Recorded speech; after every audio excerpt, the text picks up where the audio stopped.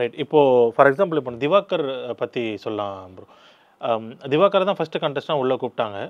அ அவர பத்தி ரொம்ப நெகட்டிவா அவர் யார் என்ன அப்படின்னு சில பேருக்கு நெறைய பேருக்கு தெரிஞ்சிருக்கும். பட் சேம் அதே தானே போன சீசன்ல நம்ம ஜிபி முத்து வந்தாரு. ஸோ அப்பவே விஜய் டிவி அலர்ட் ஆயிக்கலையா? இல்லன்னா இதுதான் அவங்க ஸ்ட்ராட்டஜி அப்படின்ற மாரி யூஸ் பண்றாங்களா? இதுல என்ன இருக்கு? இல்ல அதுக்கு முன்னாடி என்னன்னா ஜிபி முத்து இருந்தாரு.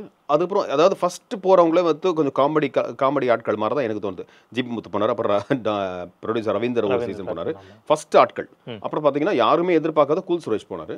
இப்போ லேட்டஸ்டா திவாகர் போயிருக்காரு.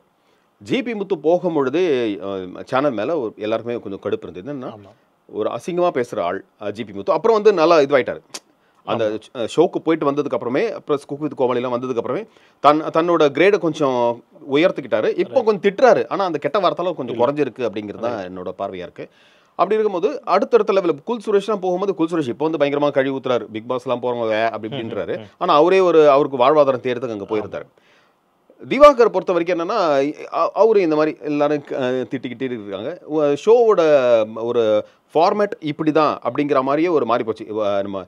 நான் முதல்ல சொன்ன மாதிரி எண்ட் ஆஃப் தி டே எல்லாரும் அதை பற்றி பேச போகிறாங்க. இந்த மாதிரி பேசணுன்றதுக்காகவே சில பேரை போடுவாங்க. ஸோ எனக்கு தெரிஞ்சு அந்த மாதிரி தான் போட்டிருக்காங்க நான் நினைக்கிறேன். ஓகே. ஸோ அதை வாண்டடாகவே இந்த மாதிரி கொஞ்சம் வெளியே கான்ட்ரவர்சியாக இருக்கிற ஆட்கள் உள்ள தூக்கி போட்டால் பேசுவாங்க. அண்ட் இன்னொன்று ஜிபி முத்து மேலே இருந்த கோபம் வந்து கொஞ்சமாக இருந்தாலும் இவர் மேலே இருக்க கோபம் வந்து ஓவராகவே இருந்தது. என்னன்னா இவர் வந்து தனுஷ்லேருந்து, சூரியிலிருந்து, சாந்தனூர்லேருந்து, சூர்யா வரைக்கும், சிவகார்த்திகேயன் வரைக்கும் எல்லாரையும் துச்சமென மதித்து அவங்களாம் நடிக்க எஸ்ஜே சூர்யா இவங்களெல்லாம் வந்து என்ன நடித்தாங்க, அவங்களோட சூப்பராக நடித்தேன்னு அவர் அது உண்மையாக நடந்துக்கிறாரா இல்லை அந்த கான்ஷியஸில் தான் ஒரு பெரிய நடிகர் நினச்சிக்கிறாருன்னு நினைக்கிறேன்.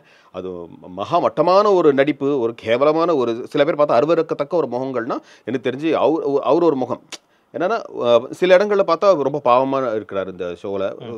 ரொம்ப என்ன சொல்கிறது, அப்பாவி மாதிரி இருக்கார் பார்க்குறதுக்கு. ஆனால் வந்து பண்ணுற வேலைலாம் ரொம்ப கேவலமான ஒரு வேலையாக இருக்குது. ஸோ இந்த மாதிரி ஆட்களை எதுக்கு பிடிச்சி போட்டிங்கன்ற மாதிரி தான் எல்லாரோட கேள்வியும் வரும்.